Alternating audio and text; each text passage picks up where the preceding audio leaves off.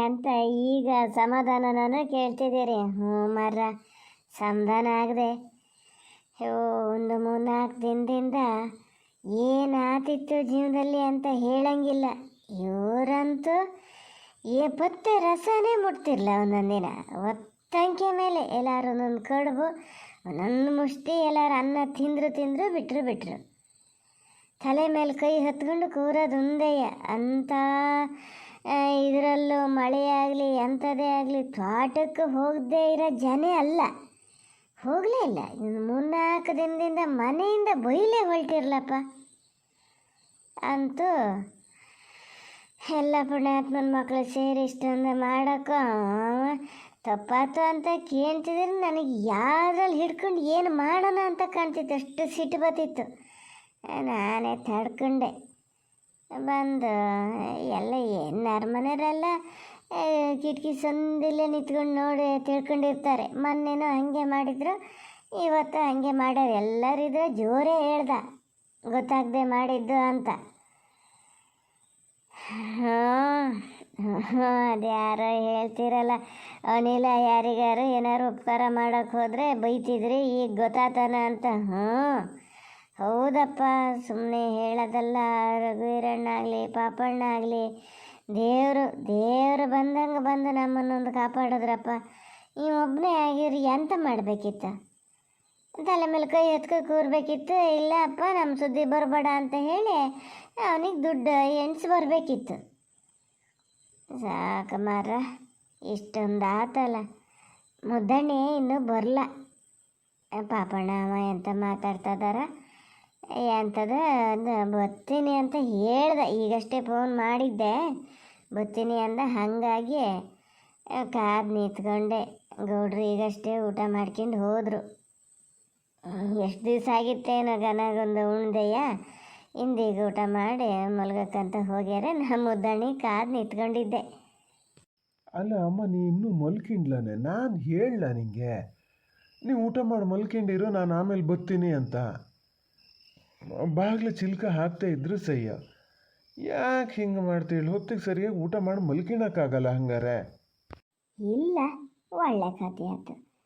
ಈಗೇನು ಗಂಟೆ ಏನು ಭಾಳ ಆಗಲ್ಲ. ನಿನ್ನ ಅಪ್ಪಂಡು ಊಟ ಮಾಡಿ ಮಲ್ಗಿತೀನಿ ಅಂತ ಈಗಷ್ಟೇ ಆಚೆಗೆ ಹೋದರು. ನಾನು ಹಂಗಾರೆ ನೀ ಬತ್ತೀಯನ ನೋಡ್ತಾ ಇದ್ದೆ. ಎಂತ ಮಾಡ್ತಿದ್ದೆ ಮಗನೇ? ಯಾರ ಹತ್ರ ಮಾತಾಡ್ತಿದ್ದೆ ಇಷ್ಟೊತ್ತ? ಹೋಗೋದು ಎಲ್ಲಿಗಮ್ಮ? ನಿಂಗೆ ಗೊತ್ತಲ್ಲ, ಸಮಾಧಾನದಿಂದ ಕೂತು ಮಾತಾಡ್ದೆ ಎಷ್ಟು ದಿವಸ ಆಗಿತ್ತು. ಅದಕ್ಕೆ ನಾನು ಪಾಪಣ್ಣಣ್ಣ ಎಲ್ಲ ಮಾತಾಡ್ತಾ ಇದ್ದು. ಚೋಟುನೂ ಇದ್ದ. ಇಷ್ಟೆಲ್ಲ ಆಗಿ ಗುಂಡಪ್ಪ ಮಾವಗೊಂದು ಸಿಟ್ಟು ಬಂದದಂತೆ. ಇನ್ನು ನನ್ನೆದ್ರಿಗೆ ಏನು ಹೇಳಲ್ಲ. ಮೊನ್ನೆ ನಮ್ಮನೇಲಿ ಹಿಂಗಾದ ಕೂಡಲೇ ಅವ್ರಿಗೆ ಹೇಳಲ್ಲ.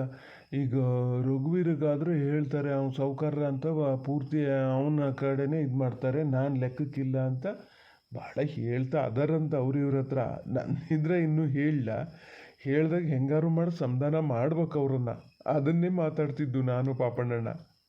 ಅಲ್ಲ, ಅವರು ಬಂದಿದ್ರಲ್ಲ, ಗುಂಡಪ್ಪಣ್ಣ ಬಂದಿದ್ರು, ಇಲ್ಲಿ ಮನೆ ಹತ್ರನೂ ಬಂದಿದ್ರು. ಅಲ್ಲಿಗೆ ಬೇಟೆಗೆ ನೀವು ಇದ್ರೆ ಹೋದಾಗ ಅಲ್ಲಿಗೂ ಬರಲನ? ಬಂದಿದ್ರು. ಬಂದು ಸುಮ್ಮನೆ ಕೂತಿದ್ರೆ ಏನು ಬಾಯಿಯೊಳಗೆ ಕಡ್ಬಿಟ್ಕೊಂಡಾರೆ ಅನ್ಬೇಕು ಆ ಥರ. ತುಟಿ ಬಿಂಗನೆ ಬಿತ್ತಲೆ ಅಂದ್ಬಿಡು. ಅಲ್ಲೂ ಮಾತಾಡ್ಲ, ಇಲ್ಲೂ ಮಾತಾಡ್ಲ, ನನ್ನ ಹತ್ರನೂ ಮಾತಾಡ್ಲ, ಪಾಪಣ್ಣನ ಹತ್ರನೂ ಮಾತಾಡ್ಲ. ಬಂದರೆ ಶಾಸ್ತ್ರಕ್ಕೆ ಹೋಗ್ಯಾರೆ. ಸೀತತ್ತೆ ಏನು ಒತ್ತಾಯ ಮಾಡಿ ಕಳಿಸಿರ್ಬೇಕು ಹೋಗಿ ಅಂತ, ಅದಕ್ಕೆ ಬಂದರಷ್ಟೇ. ಆದರೂ ಅವ್ರಿಗೊಂದು ಸ್ವಲ್ಪ ಹೇಳಬೇಕಿತ್ತ. ನೀವು 3 ಜನ ಯಾವಾಗಲೂ ಒಟ್ಟಿಗೆ ಇರೋರಲ್ಲನ. ಈಗ ಮಾಡಿದ್ದು ಸ್ವಲ್ಪ ಮೋಸ ಆಗಿದೆ. ಹೇಳಬೇಕಿತ್ತು ಅವ್ರಿಗೆ ಫಸ್ಟು. ಇವು ಅಮ್ಮ ಇಲ್ಲಿ ಹೇಳಿದ್ದು ಮತ್ತೆಲ್ಲರೂ ಅವ್ರೆದ್ರಿಗೆ ಏನಾರು ಹೇಳ್ಗಿಳಿಯ? ಈಗ ಹೆಂಗಾರು ಮಾಡಿ ಅವ್ರನ್ನ ಮಾತಾಡ್ಸಿ ರಾಜಿ ಮಾಡ್ಕೋಬೇಕು. ಅದೇ ಹೆಂಗೆ ಅಂತ ಯೋಚನೆ ಮಾಡ್ತಿದ್ದೀವಿ. ಹ್ಞೂ ಮರಯ್ಯ, ಏನು ವಯಸ್ಸಲ್ಲಿ ಹಿರಿದಾಗಿದ್ದಾರೋ ಸಣ್ಣ ಪುಟ್ಟ ಸಿಟ್ಟು ಮಾಡ್ಕೊಂಡ್ರು ನೀವೇ ಹೋಗಿ ಮಾತಾಡಿಸ್ಬೇಕು. ಮಾತಾಡಿಸಿ ಹೇಳ್ತೀನಿ. ಕಾಡಿಗೆ ಹಾಗೆ ಹೋಗ ಶೇಖರನ ಸವಾಸಕ್ಕೆ ಬೀಳಕ್ಕೂ ಅದಾರ ಮತ್ತೆ. ಇಲ್ಲ ಅಮ್ಮ, ಶೇಖರಣ್ಣ ನನ್ನ ಅಂದಾಜು ಮೊದಲಿನಂಗೆ ಇಲ್ಲ. ಈಗ ಸ್ವಲ್ಪ ಒಳ್ಳೆಯವ್ರು ಆಗ್ಯಾರ ಅಂತ. ಎಂಥರಾಗಲಿ ಮಾರಯ್ಯ, ಸವಾಸ ಬೇಡ. ಒಳ್ಳೆನರಾಗಲಿ ಕೆಟ್ಟವನರಾಗಲಿ ನಮ್ಮ ಕೆಲಸ ನಾವು ನೋಡ್ಕೊಂಡಿದ್ರು ಸಹಿಯೋ ಹೇಳು. ನಡಿ ನಿಂಗೆ ಉಣ್ಣಕ್ಕೆ ಇಕ್ತೀನಿ ನಡಿ. ಅಲ್ಲ ಅಮ್ಮ, ಮಂಜಪ್ಪ ಕೊಡ್ರಿ ಈಗೇನು ಹೇಳ್ತಾರೆ? ಶೇಖರನ ಮಗನಿಗೆ ಹೇಳೋದು ಅಲ್ಲ ಆ ಹವ್ಯಾಸ ಈ ಹವ್ಯಾಸ. ಈಗ ಅವರೆಲ್ಲ ಇಲ್ಲದೆ ಇದ್ದಿದ್ರೆ ಆತಿತ್ತಾ? ಚೋಟು, ಶೇಖರಣ್ಣನ ಮಗ ಅದನ್ನಲ್ಲ ಚೋಟು, ಅವನೇ ಇದರಲ್ಲಿ ಮ್ಯಾಕ್ಸಿಮಮ್ ಟ್ರೈ ಮಾಡಿದ್ದಂದರೆ ನಾ ಹೇಳ್ಬೇಕಾರೆ ಏನು ಕೆಲಸ ಹೇಳಿದ್ನೋ ಅದನ್ನು ಮಾಡ್ಕಿ ಬಂದಾನೆ ಗೊತ್ತಾನು. ಹ್ಞೂ ಗೆಲು ಆಗಿದೆ. ಅದೇ ಅವ್ರು ಊಟ ಮಾಡ್ತಾ ಕೂತಿದ್ರು ನನಗೆ ಒಂಥರ ಕಣ್ಣಲ್ಲಿ ನೀರು ಬಂದಂಗೆ ಆಯ್ತು. 2-3 ದಿವಸದಿಂದ ಎಂಥದ್ದು ತಿನ್ನಲಲ್ಲ, ಅನ್ನ ಕಂಡ್ರೆ ಬಂಗಾರ ಕಂಡಂಗೆ ಆಗಿತ್ತೇನು ಅವರಿಗೆ. ಘನ ಊಟ ಮಾಡಿದ್ರು, ಊಟ ಮಾಡಿ ಹೋಗಿ ಮುಲ್ಕಿಂಡ್ರೇನು. ಈಗ ನೀನು ಅವರಿದ್ರೆಲ್ಲ ತಮಾಷೆಗೆ ಹೀಗೆಲ್ಲ ಹೇಳ್ತಾ ಇರಬೇಡ ಮರಯ್ಯ, ಅವ್ರು ಸತ್ಯ ರೀತಿಯೇ ತಿಳ್ಕೊತಾರೆ. ಅದಕ್ಕೆ ಹೇಳದಮ್ಮ, ನಮ್ಮ ಕೈಲಾಗಿದ್ದ ಹೆಲ್ಪ್ ಯಾರಿಗಾರು ಮಾಡಬೇಕು. ನಮಗೆ ಕಷ್ಟ ಬಂದಾಗ ಅವರೆಲ್ಲ ಬಂದೇ ಬರ್ತಾರೆ. ಎಲ್ಲೋ ಒಂದು 2-3 ಜನ ಹಿಂಗೆ ಮಾಡಿದ ಉಪಕಾರ ನೆನ್ಪಿಟ್ಕೊಂಡೆ ಏನಾದ್ರು ತಿರ್ಗಿದ್ದು ಮಾಡ್ಬೋದು ಬಿಟ್ಟರೆ ಸಾಧಾರಣ ಎಲ್ಲರೂ ಈ ಥರ ಮಾಡೇ ಮಾಡ್ತಾರೆ. ನಡಿ ನಡಿ ಉಣ್ಣಕ್ಕೆ ಇಕ್ತೀನಿ ನಡಿ. ಅಮ್ಮ ಒಂಚೂರು ಒಂದೇ ಒಂದು ನಿಮಿಷ, ನಾ ಪಲ್ಲವಿಗೊಂದು ಫೋನ್ ಮಾಡ್ಕೊಂಡು ಬರ್ತೀನಿ ಆತ. ಫೋನ್ ಮಾಡಿ ಬಾಲಿ ಹೆಂಗದು ಏನೋ ಮರಯ್ಯ. ನಾವು ಇದರೊಳಗೆ ಫೋನ್ ಮಾಡಿ ಕೇಳೋ, ನಾನು ಒಳಗೆ ಊಟ ಸಹ ಮಾಡ್ತಿರ್ತೀನಿ. ಸುಮಾರು ಹೊತ್ತು ಮಾತಾಡೋಕ್ಕಿದ್ರೆ ಒಂಚೂರು ಕೊಡು, ನಾನು ಬಂದು ಮಾತಾಡ್ತೀನಿ. ಅಲ್ಲ ಅಮ್ಮ, ನಾನು ಯೋಚನೆ ಮಾಡ್ತಿದ್ದೀನಿ, ಎಂತ ಜುಗ್ಗು ಮಾವಿಗೆ ತೊಟ್ಲು ಶಾಸ್ತ್ರ ಸುದ್ದಿನೇ ಹೇಳಲ್ಲ ಭಾರತಿ. ಮಾಡ್ತಾರ ಮಾಡಲ್ಲ ಕಡಿಕೆ ಮುದಾಣೆ ಹಿಂಗಿದ್ದೇ ನಿನ್ನ ಮಾತು ಆಗಲ್ಲ ಅನ್ನೋದು ನೋಡು. ಇಲ್ಲಿ ಹೇಳಿದ್ದು ಪಲ್ಲವಿ ಹತ್ರ ಎಲ್ಲರೂ ಹಿಂಗೆ ಹೇಳ್ಗಿಳಿಯ ಮರಯ್ಯ. ಏನು ಹುಡುಗನೇನು ಅವ್ರಿಗೆ ಗೊತ್ತಿರ್ತದೆ, ತೊಟ್ಲು ಶಾಸ್ತ್ರ ಮಾಡ್ಬೇಕಾ ಇಲ್ಲ ಅಂತ ಅವ್ರಿಗೇನು ಗೊತ್ತಿರಲ್ಲ. ಅದು ಮಳೆ ಅಂದರೆ ಈ ನಮ್ನಿ ಹೊಡೆದದೆ, ಏನು ಬಾಲೇನು ಹೆರ ಕರ್ಕೊಬರಂಗದಿಯಾ? ಅಲ್ಲ ಅದು ಹೌದು ಅಂತ ಮಾಡೋಣ. ಈಗ ನಾನು ಪಲ್ಲವಿಗೆ ಒಂದು ಫೋನ್ ಮಾಡಿ ಏನೇನಾಯ್ತು ಅಂತ ಎಲ್ಲ ಹೇಳಬೇಕು. ಇಲ್ಲಿದ್ರೆ ಅದಕ್ಕೆ ಅದು ಸಿಟ್ಕು ಕೂತ್ಕೋತದೆ. 3ನೇರಿಂದ ನಾ ತಿಳ್ಕೊಬೇಕಾಯ್ತು, ನೀವು ಬಂದು ಹೇಳಲ್ಲ ಅಂತ. ಹೇಳ ಅಲ್ಲ, ನಾನು ಇದನ್ನ ಕೇಳಬೇಕು ಅಂತ ಅವಾಗಷ್ಟೇ ಜ್ಞಾನ ಮಾಡ್ಕೊಂಡೀನಿ, ಮರ್ತೇ ಹೋತಿತ್ತು ನೋಡೀಗ. ನಿನ್ನ ಮಾವನ ಮನೆಗೆ ವಿಚಾರನೇ ಗೊತ್ತಿಲ್ಲ ಹೀಗೆಲ್ಲ ಆಗಿದ್ದ? ಇಲ್ಲ ಅಮ್ಮ, ಗೊತ್ತಾಗೋದು ಹೆಂಗೆ ಹೇಳ? ಈಗ ಪವನಿಗೆ ಈ ಕಡೆ ಯಾರೂ ಅಷ್ಟಾಗಿ ಪರಿಚಯ ಇಲ್ಲ. ನಾನು ಹೋಗಿ ಹೇಳಬೇಕು, ನಾನು ಹೋಗಲೇ ಇಲ್ಲ, ಫೋನು ಮಾಡಲ. ಈಗ ಇನ್ನು ಎಷ್ಟು ಸಿಟ್ಟು ಮಾಡ್ಕೊಂಡು ಕೂತಾಗ್ಯದ. ಎಂತದಪ್ಪ, ಅಲ್ಲ ಏನು ಭಾಳ ದೂರನ ಮುದ್ದಣಿ? ಊರು ಮನೆಯವರಿಗೆಲ್ಲ ವಿಚಾರ ಗೊತ್ತಿಲ್ಲದೆ ಅದೇನ? ನಿನ್ನ ಅತ್ತೆಗೆ ಇಲ್ಲಿ ಎಂತ ಗನಾಗೊಂದು ಗಟ್ಟಿ ಕೆಮ್ಮಿದ್ರು ಗೊತ್ತಾಗ್ತಿತ್ತು ಮಗಳಿಲ್ಲಿರೋಷ್ಟೊತ್ತಿಗೆ. ಹೇಳಕ್ಕೆ ಸುಮಾರು ಜನ ಇದ್ರು, ಇದನ್ನು ಹೇಳ್ದೆ ಅದಾರ. ಏನಪ್ಪ ನೀನು ನಂಬ್ತಿ ಅಂದ್ರೆ ನಾನೇನು ಅದನ್ನು ನಂಬಲ್ಲ. ಇಂಥದ್ದೊಂದು ಇದಾದರೂ ಒಂದು ಫೋನ್ ಮಾಡಿ ಏನೋ ಅಂತ ವಿಚಾರಿಸ್ಬೇಕು, ಅದೇನು ಮಾಡದೆ ಹೋಗ್ಬಿಟ್ರಲ್ಲ.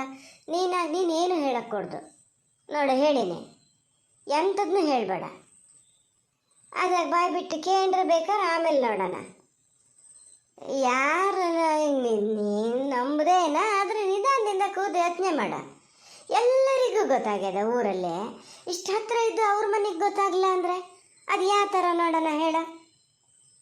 ಇಲ್ಲ ಅಮ್ಮ, ಹಂಗೇನಾರಾಗಿದ್ರು ಪಲ್ಲವಿ ನನ್ನ ಹತ್ರ ಕೇಳದೆ ಇರ್ತಿತ್ತ ಫೋನ್ ಮಾಡಿ. ಸುಮಾರು ಸತಿ ಫೋನ್ ಮಾಡಿದಾಗ ನಾನು ಕಟ್ಟು ಮಾಡೀನಿ, ಅದಕ್ಕೆ ಸಿಟ್ಟು ಬಂದದೇನೋ, ಆದರೆ ಒಂದು ಮೆಸೇಜ್ ಯಾರೋ ಮಾಡ್ತಿತ್ತು ಏನಾಗಿದೆ ಅಂತ.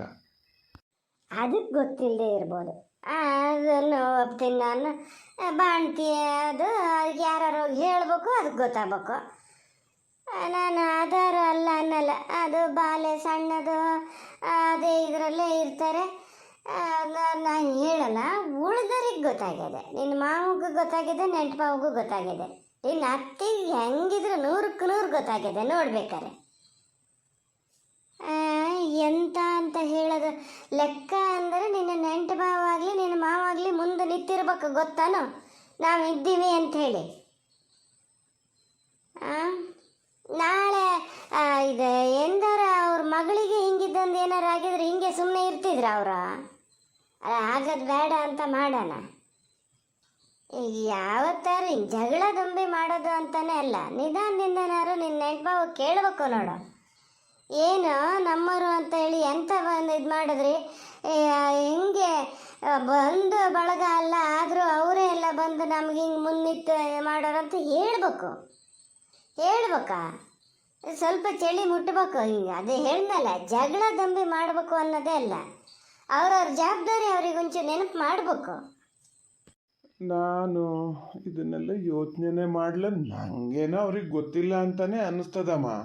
ಪಾಪಣ್ಣನ ಕೇಳಿದ್ರು ನನ್ನ ಹತ್ರ ಹೇಳನು ಅಂತ, ಬೇಡ ಅಂದೆ ನಾನೇ. ಬೇಡ, ಅವರಿಗೆಲ್ಲ ಹೇಳೋದೇ ಬೇಡ, ನಾವೇ ಇದು ಮಾಡೋಣ ಅಂದೆ. ಏನಪ್ಪ ನೋಡೋಣ, ಗೊತ್ತಾಗ್ತದಲ್ಲ. ಹೋಗಲಿ ಬಿಡು, ಅದು ಎಂಥರ ಆಗಲಿ, ನಾನು ಮ್ಯಾನೇಜ್ ಮಾಡ್ತೀನಿ.